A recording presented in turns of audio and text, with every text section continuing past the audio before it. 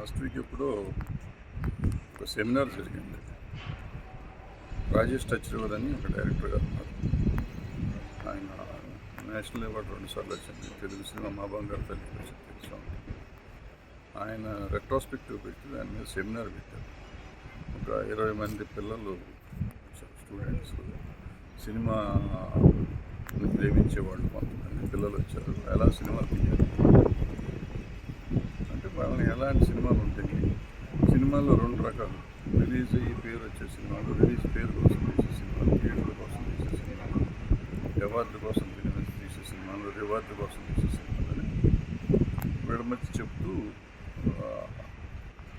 ఏదో మా సినిమాలు థియేటర్లో రిలీజ్ అవ్వబో సినిమాలు, అది మీరు ఓన్లీ ఫెస్టివల్స్కి తీసుకుంటున్నారు. ఈ సినిమాలు ఫెస్టివల్స్ తీసే సినిమాలు, ఫెస్టివల్కి వెళ్ళడానికి కూడా అది ప్రాసెస్, అది ఊరికే అయిపోదు. నాలాంటి వాడికి నాకే తెలీదు. నేను నంది అవార్డుకి పెడతాం రాదు, నేషనల్ అవార్డుకి పెడతాం రాదు నాకు. సో ఇవన్నీ చాలా కష్టమైన విషయాలు, నేర్చుకోవాలి. దాన్ని కూడా సినిమా తీయడంతో ఇవన్నిటి కూడా అంతే కష్టపడాలి అని చెప్తూ మాటల్లో ఇప్పుడు రేపు తిరుమలకి ఆస్కార్ అవార్డు లాంటివి వస్తే దానికి మనం కూడా రాదా అని అంటారు. ఎందుకంటే నేను ఛాంబర్కి వెళ్తూ ఉంటాను. ఛాంబర్లో మమ్మల్ని చాలామంది అడుగుతూ ఉంటారు, సార్ మా సినిమా థియేటర్లు ఎందుకు ఇవ్వట్లేదు సార్ అంటాడు ఒకడు వచ్చి. ఎందుకంటే ఆ సినిమాకి 1000 థియేటర్లు ఇచ్చారు కదా, మా సినిమాకి థియేటర్ ఇవ్వలేదు ఒక ఆయన. ఇంకొక ఆయన వచ్చేసి, సార్ ఓటీటీ కొంటలేదు సార్, పలానా సినిమాలు ఓటీటీ కొంటున్నారు, మా సినిమా కొంటలేదు. ఇంకొక ఆయన వచ్చి, నంది అవార్డు వచ్చింది సార్, నేషనల్ అవార్డు వచ్చింది సార్, ఆ సినిమాకి నేను అంతకంటే గొప్ప సినిమా తీసి నాకు ఇవ్వట్లేదు. ఇట్లా చాలామంది ప్రశ్నలు అడుగుతూ ఉంటాం. అవన్నీ మేము చూసాం చాలా కాలంగా.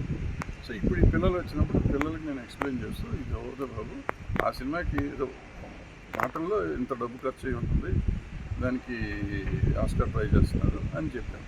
అలాంటి డబ్బుతో మనం ఎక్కువ సినిమాలు తీయచ్చు అంటే, ముందు చెప్పిన దాని ప్రకారం ఏంటంటే, మనకి అవార్డుల కోసం తీస్తున్నాం కాబట్టి అంతంత డబ్బు పెట్టి మనం చేయలేం కాబట్టి మనకి అసలు ట్రై చేయొద్దు అని చెప్పాను. అది పరిస్థితి.